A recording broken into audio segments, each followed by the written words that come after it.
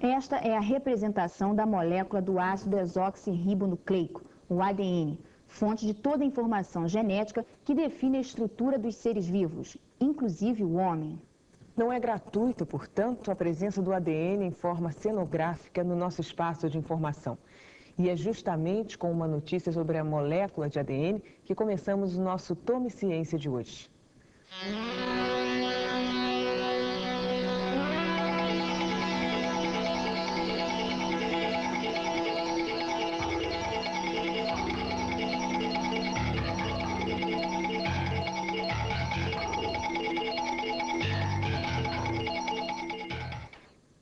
Um estudo de cientistas americanos mostrou que a estrutura da molécula do ADN não é homogênea como se pensava. Os diversos segmentos da molécula, que possuem uma forma espiral, formam ângulos diversos. Mais do que a forma ou que qualquer outro detalhe, o importante quando se fala de ADN são os avanços cada vez maiores na área de engenharia genética. O ADN é uma espécie de computador que existe no interior das células de todos os organismos vivos.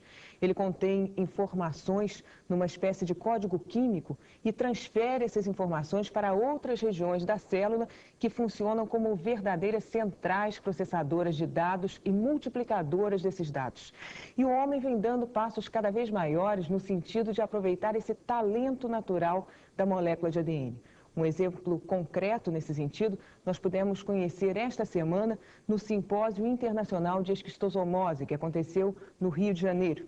Pesquisadores brasileiros da Fundação Oswaldo Cruz, manipulando o ADN e introduzindo esse ADN em bactérias que funcionam como verdadeiras copiadoras químicas, conseguiram produzir uma substância que parece ser a precursora da vacina contra essa doença que atinge cerca de 13 milhões de brasileiros. No simpósio que acabou ontem no Rio, cientistas do Brasil, França e Estados Unidos anunciaram que em 5 anos vão poder produzir a vacina contra a esquistossomose. No Brasil, as pesquisas são comandadas por uma mulher. Miriam Tendler, chefe do Departamento de Hematologia da Fundação Oswaldo Cruz, vem pesquisando a doença há 10 anos.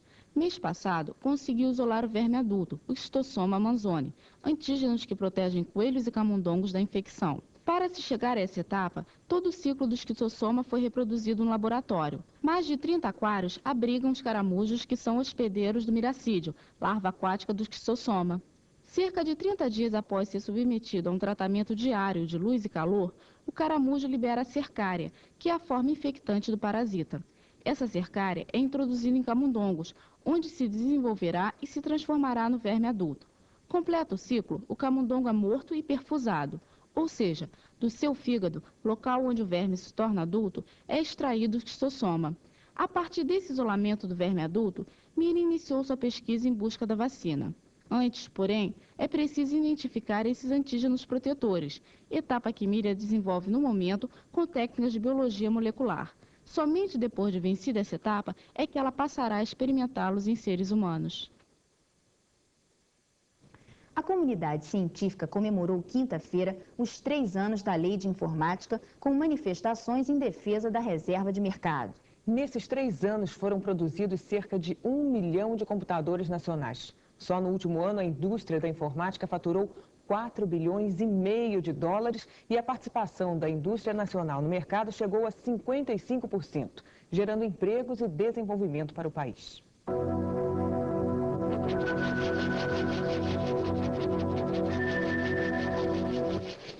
O Prêmio Nobel de Física de 1987 foi concedido a 2 cientistas pela descoberta de novos materiais supercondutores, as cerâmicas. A vantagem é que a cerâmica é capaz de transportar a eletricidade sem a perda de energia. Só que esse método de supercondutividade a temperaturas mais altas vem sendo obtido em laboratórios de todo o mundo, inclusive no Brasil. O professor Henrique Saitovich, do Centro Brasileiro de Pesquisas Físicas, vai conversar hoje com a gente sobre isso. Professor, como é que o Brasil está no panorama mundial nas pesquisas de supercondutividade? Eu diria que já existia uma pesquisa em supercondutividade no Brasil, principalmente relacionada com a supercondutividade tradicional, que se conhecia tradicionalmente, ou seja, de condutores de nióbio, germânio, de vanádio, silício. Ou seja, não da cerâmica. Não né? das cerâmicas. Eu diria que essa área de cerâmicas no Brasil começou principalmente no início desse ano. Os supercondutores são materiais que conduzem eletricidade sem a resistência elétrica que provoca o aquecimento e a perda de energia nos fios comuns de alumínio e cobre. Sua aplicação na tecnologia permitiria economizar uma grande quantidade de energia. Além disso, os supercondutores geram um campo magnético muito forte, através do efeito que os físicos chamam de Meissner. Isso permitiria, entre outras coisas, fazer veículos que flutuem no ar, sem precisar de rodas. O efeito Meissner é exatamente o fato de o campo magnético repelir o material que está supercondutor. Então, nós poderemos ver, por exemplo, aqui, se vocês gostarem... O que tem aqui? Vamos descrever primeiro. Isso aqui é o ímã. É um ímã permanente, no caso, e que me dá um campo magnético entre os dois polos do ímã. Se eu aproximar essa amostra, que é a amostra supercondutora... Isso aqui é uma cerâmica. Que é uma cerâmica feita aqui no CBPF. E se eu resfriar essa amostra a nitrogênio líquido, como eu estou fazendo aqui dentro dessa garrafa térmica comum, tem nitrogênio líquido, que está a 77 graus Kelvin. E se eu aproximar desse ímã, eu vejo que a amostra está sendo repelida pelo campo. Quando ela esquentar, ela atravessa o campo, coisa que, quando ela está naquela temperatura supercondutora, isso não acontece. Bem, isso seria, vamos dizer assim, o princípio do tão falado trem flutuante. Isso seria o princípio, porque o campo magnético poderia, então, expulsar ou repelir o trem. Então, o trem flutuaria e não teria atrito. Então, ele poderia andar a uma velocidade alta e sem gasto de energia, enfim, com N vantagens, como já se pode imaginar, de um trem flutuante. O Brasil já produz cerâmicas supercondutoras a nível laboratorial. Na Sociedade Brasileira de Pesquisas Físicas, um forno comum foi adaptado para essa tarefa. O desafio, agora, é criar fios com esse material para uma aplicação prática. Na medida em que a tecnologia que envolve a síntese desses materiais cerâmicos ela é relativamente simples, o Brasil pôde se posicionar favoravelmente diante desse desafio, numa primeira etapa. Agora, isso não quer dizer que para uma etapa posterior não haja necessidades de que haja um esforço maior nesse sentido. Todas essas pesquisas estão voltadas, no fundo, para encontrar a resposta à pergunta que todo meio científico está se fazendo e que permanece no ar. Por que o fenômeno da supercondutividade ocorre com a cerâmica? Ninguém sabe, mas todo mundo vê.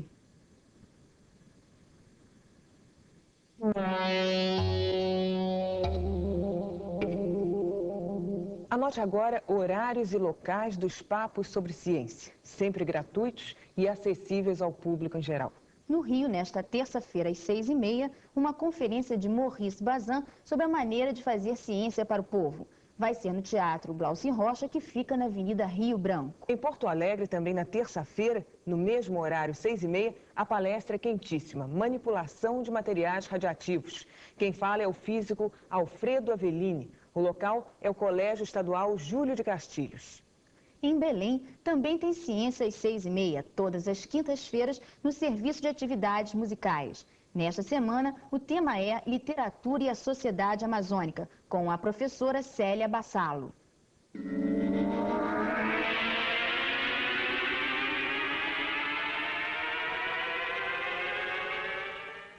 O acidente de Goiânia deixou em aberto, é claro, a questão da segurança no tratamento das radiações.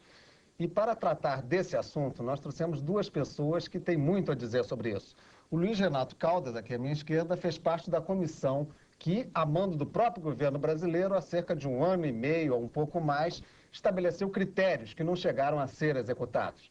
Já o Fernando Barros representa a comissão de avaliação da questão nuclear a nível nacional pela Sociedade Brasileira de Física. Luiz Renato, para começar a questão, quais foram as medidas propostas por essa comissão Vargas, como era conhecida, e que não foram executadas pelo próprio governo? Bom, a Comissão de Avaliação do Programa Nuclear Brasileiro, nomeada pelo senhor Presidente da República, logo que se reuniu, para tratar desse assunto específico, concluiu, e isso ficou patente para todos os membros da comissão, que o órgão que executa a política nuclear do Brasil, no caso a Comissão Nacional de Energia Nuclear, não devia ela própria fiscalizar as suas ações. Assim, seria necessário que se criasse uma comissão de proteção radiológica independente da Comissão Nacional de Energia Nuclear. Isso pelo fato de que é muito difícil que a população aceite, tenha credibilidade num órgão que executa e se fiscaliza a si próprio. Então, essa comissão de proteção radiológica teria um presidente indicado pelo senhor presidente da República, mas cuja confirmação no cargo dependeria do Senado Federal. E a que o senhor acredita o fato dessa medida não ter sido adotada? Realmente isso eu não sei, né? Porque o relatório foi entregue em mãos ao senhor presidente da República com a presença de todos os membros da comissão, mas daí por diante nós não sabemos o que se levou, né? A necessidade de um maior controle ficou evidenciada com o acidente de Goiânia. Agora não fica só por aí. Essa semana, inclusive, nós tivemos na Comissão de Sistematização lá da Constituinte uma votação que colocou uma participação importante das associações de moradores na questão do controle de governos. Será que poderia ser possível, do ponto de vista da Sociedade Brasileira de Física, a admissão de uma participação popular no controle de onde existam equipamentos desse tipo, Fernando? Bem, eu creio que essa pergunta passa por uma questão de caráter político local.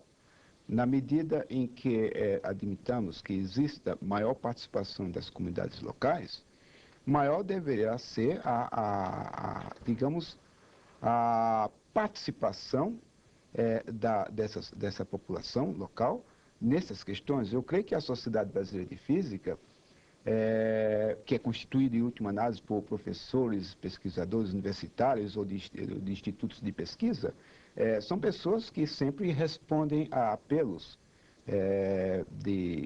por parte de comunidades, e já temos uma experiência com a população de Angra do Reis, em onde, quando fomos convocados, apareceu espontaneamente vários colegas físicos que foram espontaneamente participar de discussões sobre a questão de possíveis acidentes relacionados com as instalações nucleares naquela cidade. Parece que naquele momento que vocês lá estiveram, conseguiram inclusive descobrir que o plano existia, mas a população não sabia, não é verdade? Evidentemente aquilo foi num período do início, digamos, da transição do nosso sistema político, e nós realmente nos sentimos, nos damos conta, verificamos lá que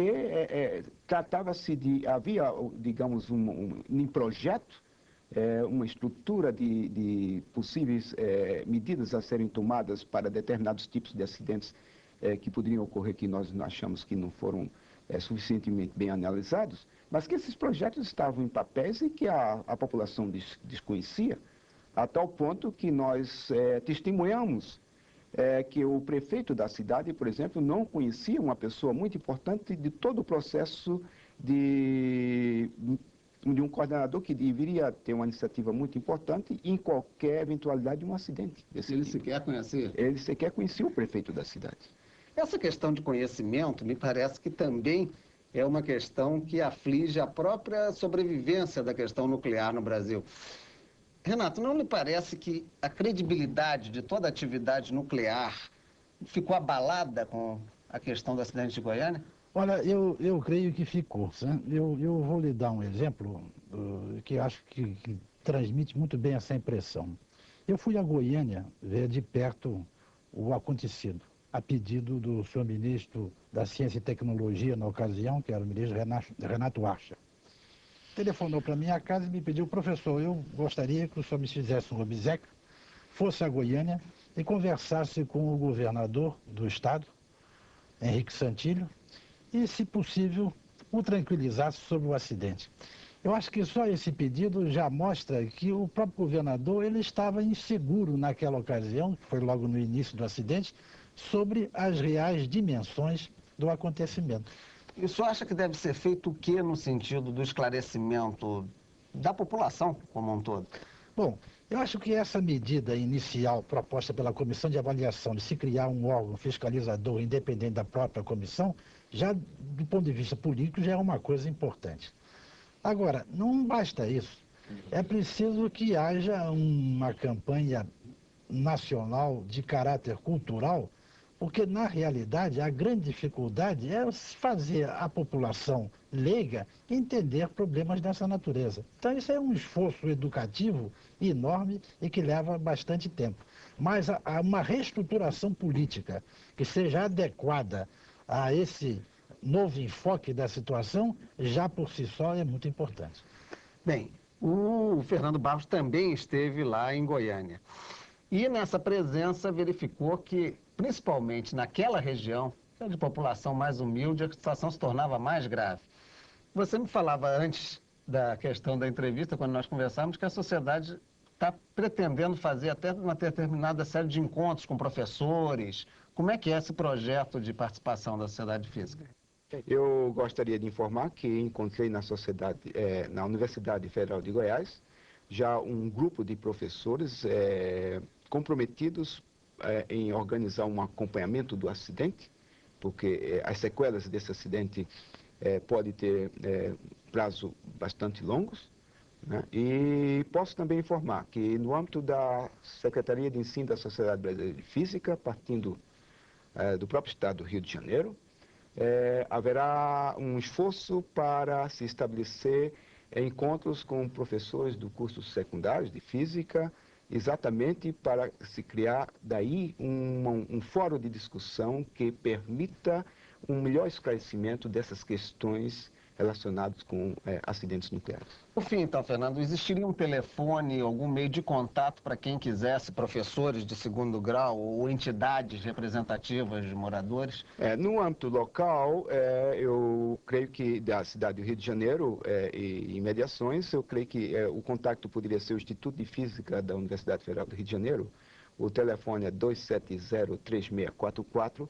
E a professora Suzana, que é a secretária de ensino da Sociedade Brasileira de Física, está organizando esse encontro com os professores secundários. Para ficar, então, marcado, repete, então, o telefone e o nome da... Professora Suzana, Instituto de Física da UFRJ, telefone 270-3644, Rio de Janeiro.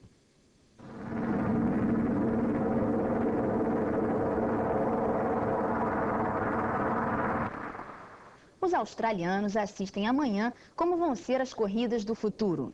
25 carros movidos a energia solar vão percorrer 3.200 quilômetros no deserto australiano, entre as cidades de Darwin e Adelaide. A primeira corrida de carros solares aconteceu na Alemanha, no circuito de Nürburgring. As diferenças em relação a uma corrida convencional não são poucas. Aqui, nós podemos comparar os dois carros. A lista começa pelos motores.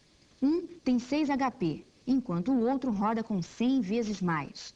Nos pneus, as diferenças ainda são mais marcantes. Sob uma frágil armação, estes pneus mais parecem os de uma bicicleta. Mas, para os aficionados das corridas, a surpresa maior é na largada. Ao invés do ruído infernal dos motores, este pouco excitante murmúrio.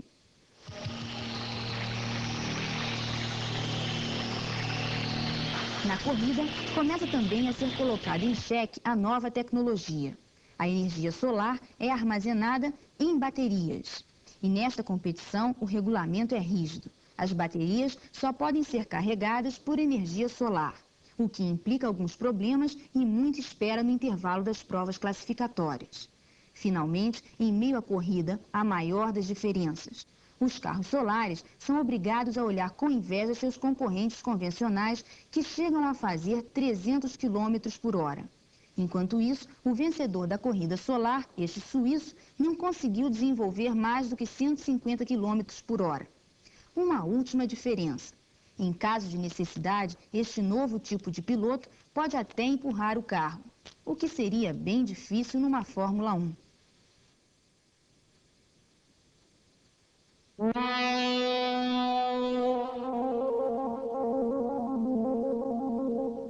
Estão abertas as inscrições para cursos de pós-graduação na Universidade Federal do Rio de Janeiro.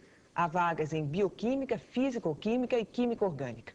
Os interessados podem ligar para o Rio de Janeiro no telefone 590-3694. Repetindo, 590-3694. Começa nesta terça-feira no Centro Brasileiro de Pesquisas Físicas, no Rio, o curso Teoria do Funcional da Densidade, com o professor venezuelano Eduardo Ludenha. Maiores informações podem ser obtidas com Diana, no CBPF. Telefone 541-0337, ramal 211. Repetindo, 541-0337, ramal 211.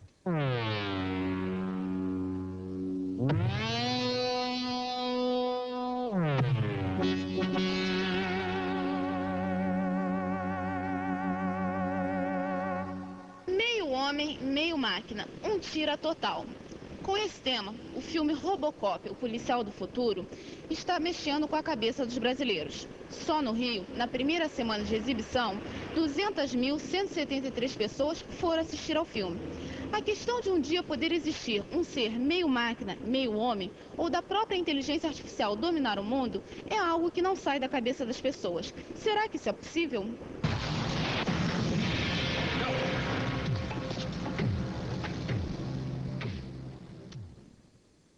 Railda, você acredita que um dia possa existir meio homem, meio máquina?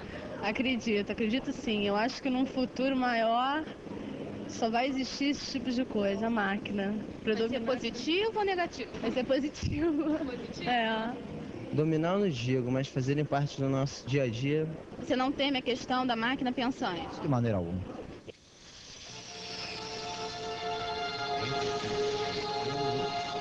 You may not like what you're going to see. Leandro, você acredita que um dia possa existir no mundo algo como meio homem, meio máquina? Não, não acho não. Você acha o quê? Que a ciência não é capaz disso ou isso é ficção científica pura? Ficção. Eu acho que é bem compreensível do jeito que a gente está evoluindo na tecnologia, contanto que não tira o trabalho do homem, eu acho que está tudo certo.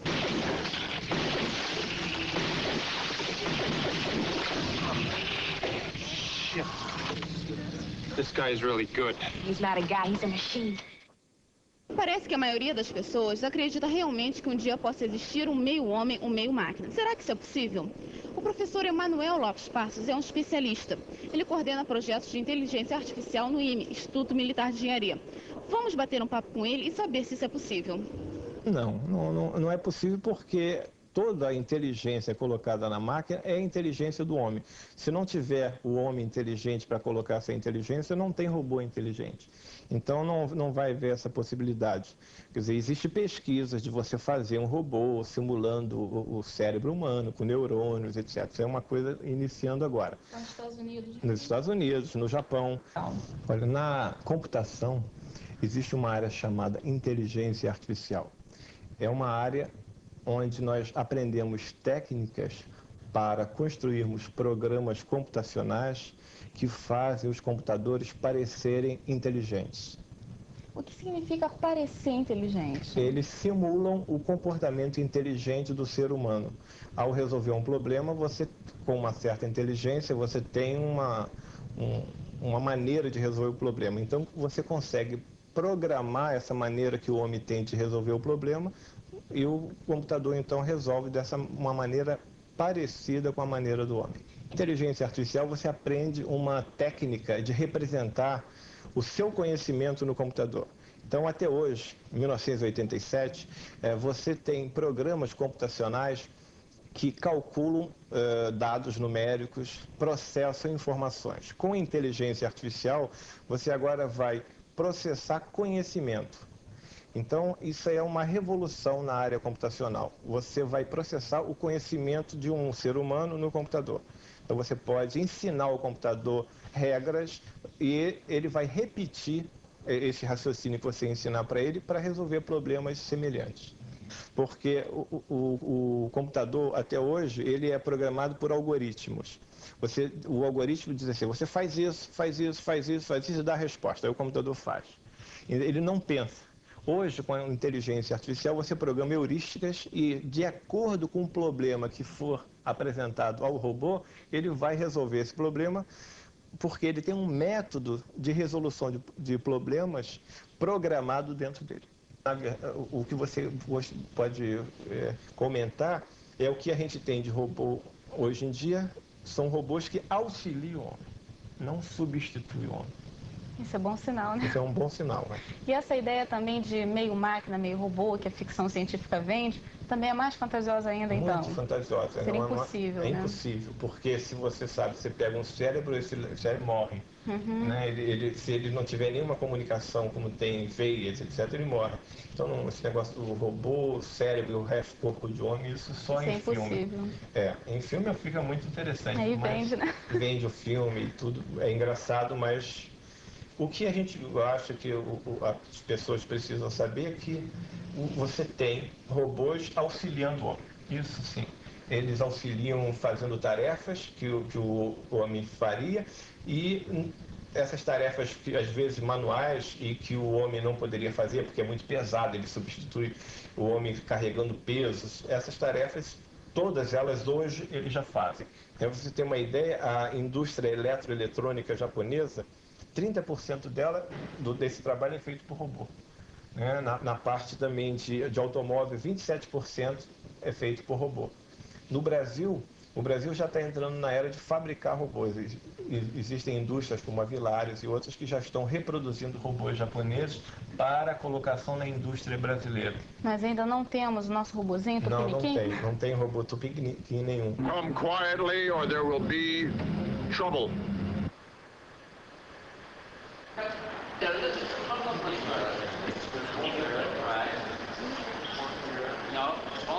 Até hoje, apenas cineastas e escritores estavam preocupados em projetar o futuro. Agora, a ficção científica já é tema de feiras de novidades tecnológicas. O robô inteligente, por exemplo, ainda não é uma realidade, mas os técnicos já fizeram uma projeção de como será a fábrica do futuro, completamente robotizada. A maquete foi apresentada este ano na Feira de Hannover, na Alemanha, e dá aos robôs o controle de todos os trabalhos.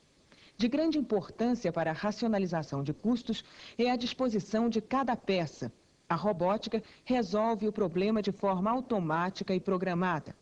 Hoje existem mais de 100 mil robôs em atividade nos países industrializados, a maior parte no setor automobilístico. Aqui podemos ver o operário do futuro transportando peças numa fábrica de carros.